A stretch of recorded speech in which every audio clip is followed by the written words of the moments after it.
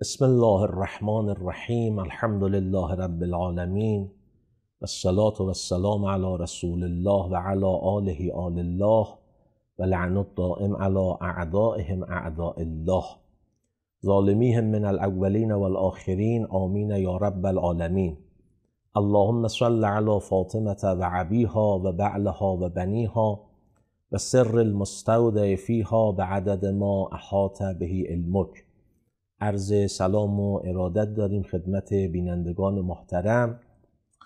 بحث ما درباره آموزه‌هایی از خطبه فدکیه حضرت زهرا سلام الله علیها در این ایامی که منسوب است به حضرت صدیقه اطهر فاطمه زهرا سلام الله علیها بود. عرض کردیم که این خطبه به بهانه غصب فدک بوده است، اما در بردارنده مطالب بسیار مفیدی است. حضرت در این خطبه به یک دوره معارف اسلامی اشاره میکنن، به آثار عبادات ما اشاره میکنن، به علت انحراف جامعه بعد از پیغمبر اکرم اشاره میکنن. عرض کردیم یکی از نکته هایی که در خطبه فدکیه قرار دارد این استش که حضرت زهرا سلام الله علیها از آیات قرآن استشهاد کردن. یعنی نزدیک 20 آیه در خطبه فدکیه داریم که حضرت بنا به مناسبت های مختلف از بعضی از آیات استفاده کردن و گفتیم که اهل بیت عصمت طهارت در کلماتشون، در خطبه هاشون، در بیاناتشون از آیات قرآن استفاده می‌کردن. اهل بیت عصمت طهارت آیات قرآن را به 5 روش تفسیر کردن. شما نگاه کنید 250 سال ائمه در میان مردم بودن. یعنی امامت از سال 11 شروع شد تا سال 260 جریان داشت. خب امام زمان روحی له الفدا زیاد در میان مردم نبودن، یعنی ارتباط مستقیم با مردم نداشتن، اما 11 امام قبل از او در میان مردم بودن. حضرت زهرا سلام الله علیها در میان مردم بود.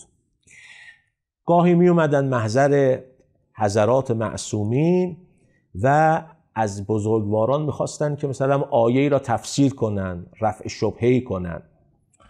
اهل بیت عصمت طهارت با روش‌های مختلف آیات قرآن را تفسیر کردند. یک روشی که اهل بیت از اون روش استفاده کردن تفسیر قرآن به قرآن است. یعنی بعضی از آیات قرآن را با بعضی آیات دیگر جواب دادن که بعضی از مفسرین هم از این روش استفاده کردن و تفسیر نوشتن. مرحوم علامه طباطبایی المیزان را طبق این روش، یعنی تفسیر آیه با آیه، مثلا داره که شخصی آمد محضر امیرالمؤمنین عرضه داشت آقا در قرآن تناقض وجود داره، یعنی یک آیه دیگر را نقض میکند. حضرت فرمود سکلت که امک، مادرت به عزاد بنشینه. این چه نظری است که درباره قرآن داری؟ این چه فهمی است که تو از قرآن داری؟ چون بعضی از ماها که آیات قرآن را متوجه نمیشیم و بعضی از آیات برامون مفهوم نیست، یه آیه را کنار آیه میگذاریم، فکر میکنیم نعوذ بالله در قرآن تناقض وجود داره. این شخص هم چنین شبهه‌ای براش ایجاد شده بود. و در قرآن خداوند میفرماید ولا تکونوا کالذین نسوا الله فانساهم انفسهم. یعنی هر کسی که خدا را فراموش کنه خدا او را فراموش میکند. اما در جای دیگر خداوند میفرماید ما کان ربک نسیا، خداوند فراموشکار نیستش. این 2 آیه رو کنار هم گذاشته، شبهه‌ای براش ایجاد شده، فکر میکنه که در قرآن تناقض وجود دارد. حضرت فرمود نه، اینجا که خداوند میفرماید خدا فراموشکار نیست، شبیه این فراموشی هایی که ما انسان های معمولی داریم. مثلا امروز حرفی میزنیم فردا یادمون میره، مطلبی را حفظ کردیم بعد اون مطلب از ذهنمون میره، فراموش میکنیم. فراموشی پروردگار، منظور از فراموشی خدا، مثل این فراموشی های ما انسان های معمولی نیست.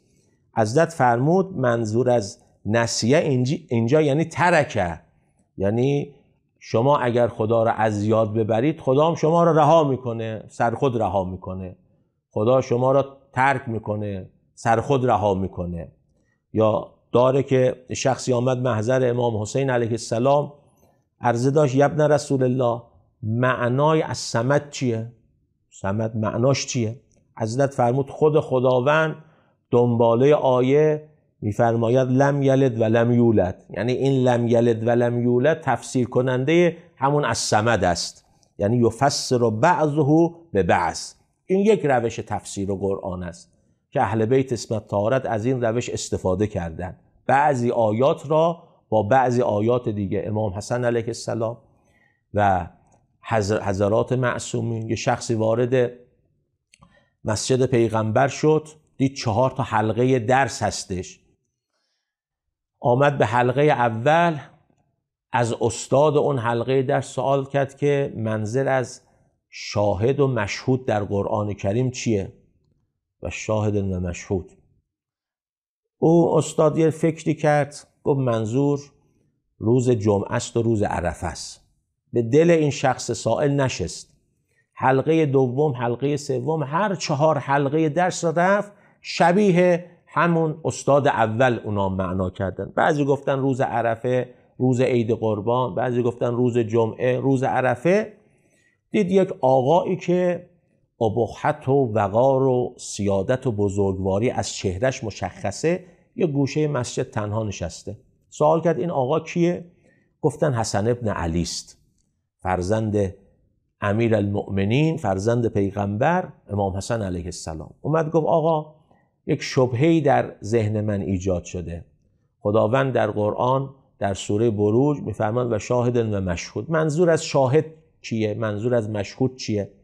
حضرت فرمود منظور از شاهد پیغمبر اکرمه، منظور از مشهود روز قیامت است. آقا دلیلتون چیه؟ حضرت با آیه قرآن جواب دادن، یعنی آیه ای را آوردن کنار این آیه این آیه را تفسیر کرد. این شخص خوشحال شد، بلند شد سر پا، گفت بیایید از این دریای بیکران علم استفاده کنید. جهالت مردم طوری شده بود که این بزرگواران که مفسرین قرآن هستند در انزوا، اما اون افرادی که فهمی از قرآن نداشتن، درکی از قرآن نداشتن، خلاصه ادعایی داشتن. این یک روش تفسیر قرآن، تفسیر آیه با آیه. یک روش دیگری که اهل بیت از این روش استفاده کردن، تفسیر قرآن با احادیث پیغمبره. موارد بسیاری داریم که حضرات ائمه قرآن را با روایات پیغمبر تفسیر کردن.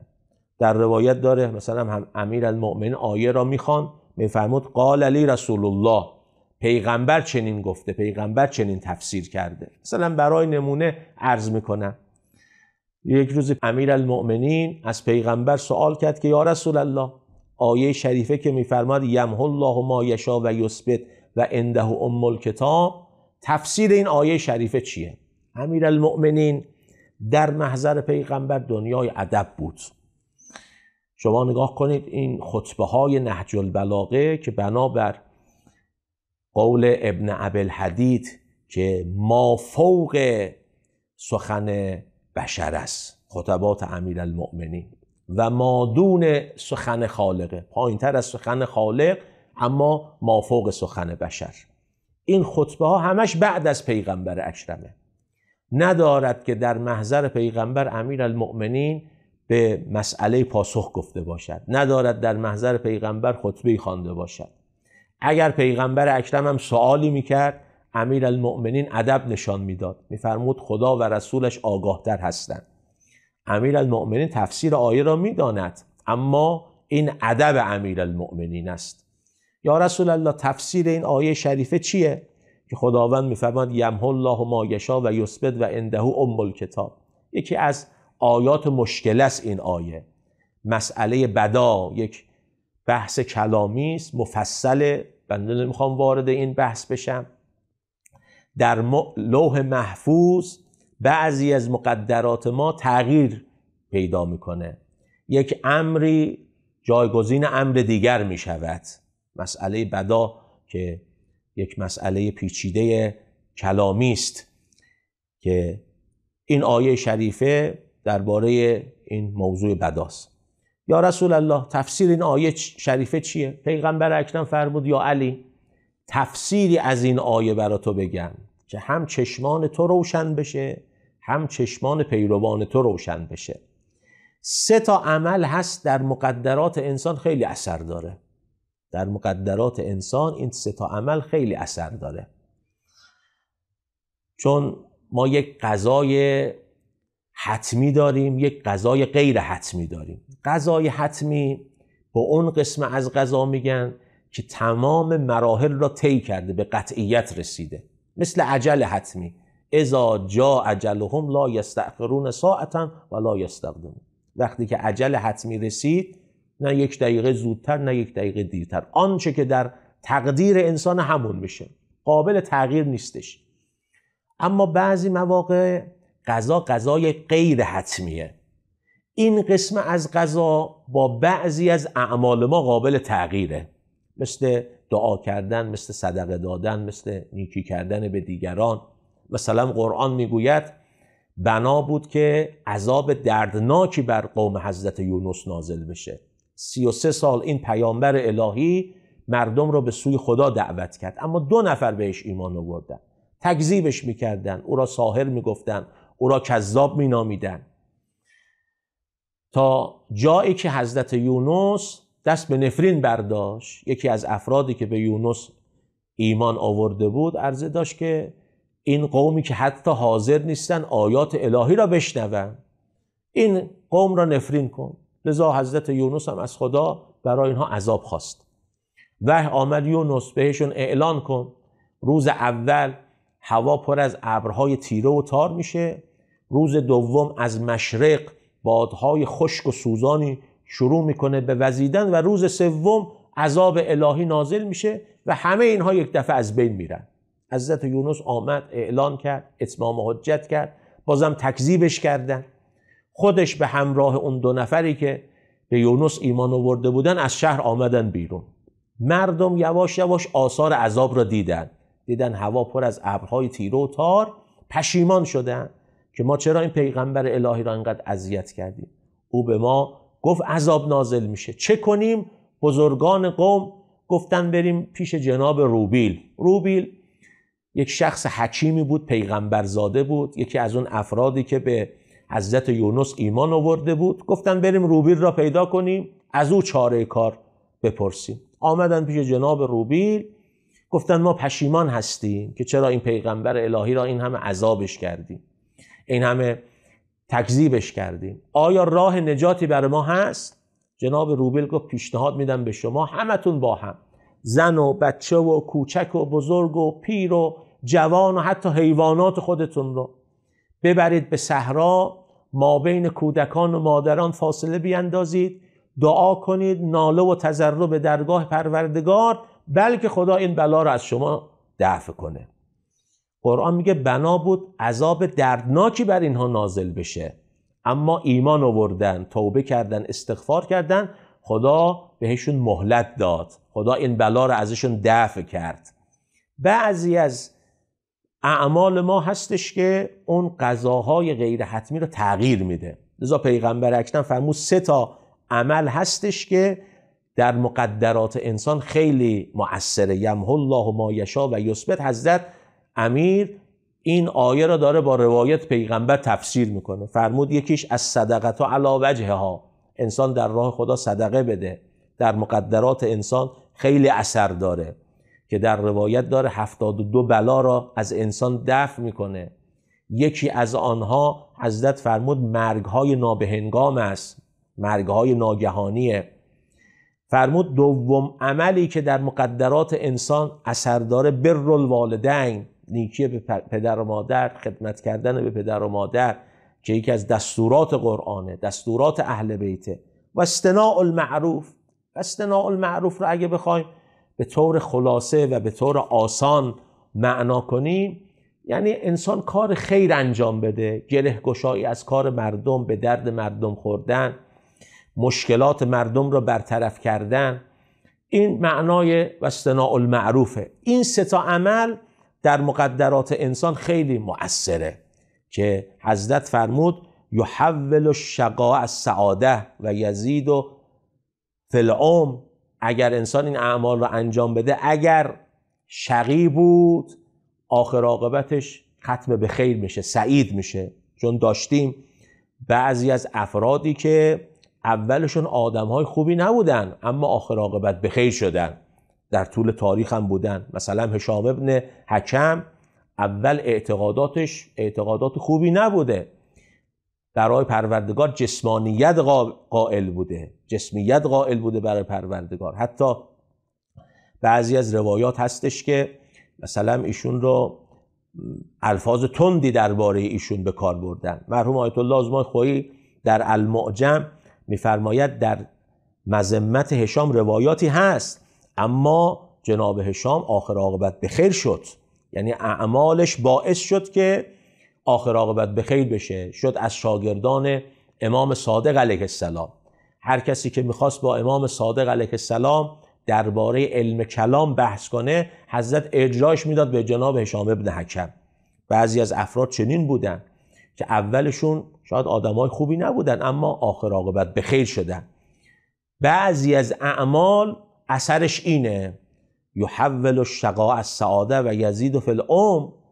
انسان مثلا یه عملی انجام میده، یک نیکی میکنه در حق اطرافیانش، یک صله رحمی انجام میده، مثلا عمرش بوده 70 سال میشه 80 سال 90 سال. یا قطع رحم میکنه، عمرش بوده 90 سال اما عمرش کم میشه. مسئله بدا که بوده حضرت موسی به میقات رفت، وعده 30 روزه بود اما خداوند 10 روز افزود، 10 روز تمدید کرد. در علم خداوند هست، ما اطلاع نداریم. حضرت فرمودش که این سه تا عمل، از صدقه علی وجهها و بر الوالدین و اصطناع المعروف، این در خلاصه آخر عاقبت به خیر شدن انسان، عمر انسان، اون موارد سو را از انسان برطرف میکنه. حضرت امیر علیه السلام با روایت پیغمبر اکرم این آیه رو تفسیر میکنن. یک روش تفسیر قرآن کریم توسط اهل بیت، تفسیر قرآن آیه با روایات اهل بیت اسمت طهارت، این هم یه روش است که روش های دیگر هم هستش که انشاءالله در برنامه های بعد عرض خواهم کرد. و السلام علیکم و رحمت الله و برکاته.